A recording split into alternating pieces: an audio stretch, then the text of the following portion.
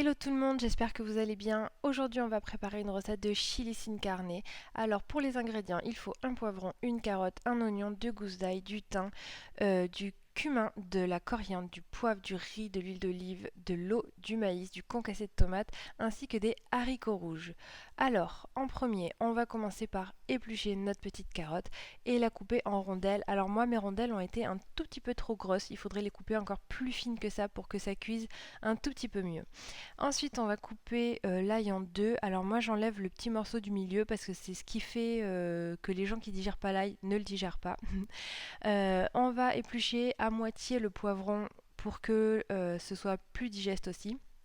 On vient couper le petit noyau du milieu et ensuite on coupe en lamelles et on recoupe en deux pour que ça fasse des tout petits morceaux parce que au plus c'est gros et au plus lentement ça cuit.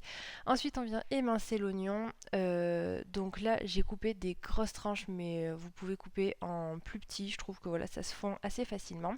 Et on vient mettre tout ça dans un wok avec une cuillère seulement d'huile d'olive. On vient mélanger et ensuite on fait cuire à feu vif pendant un certain temps pour que ça prenne bien.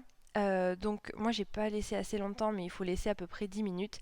Et ensuite une fois que tout est bien pré-cuit on va dire, on vient mettre les haricots rouges, le maïs, le concassé de tomates. On vient mélanger tout ça, ça fait un gros truc. Et ensuite, on vient mettre notre petite branche de thym et l'eau et on met à couvert pendant à peu près 20-25 minutes, voire une demi-heure. Et c'est tout ce qu'on va faire pour faire ce chili sin carne, c'est vraiment rien de plus simple. Une fois que les 20 minutes sont passées, vous rajoutez le cumin, la coriandre, j'ai oublié de dire aussi tout à l'heure du paprika, du poivre, vous rajoutez tout ça et le chili sin carne est prêt. Vous servez ça avec du riz et vous allez voir, c'est hyper bon. Voilà, en tout cas j'espère que cette recette vous aura plu. N'hésitez pas à mettre un pouce en l'air si c'est le cas et à vous abonner à ma chaîne et je vous dis à bientôt. Bye bye.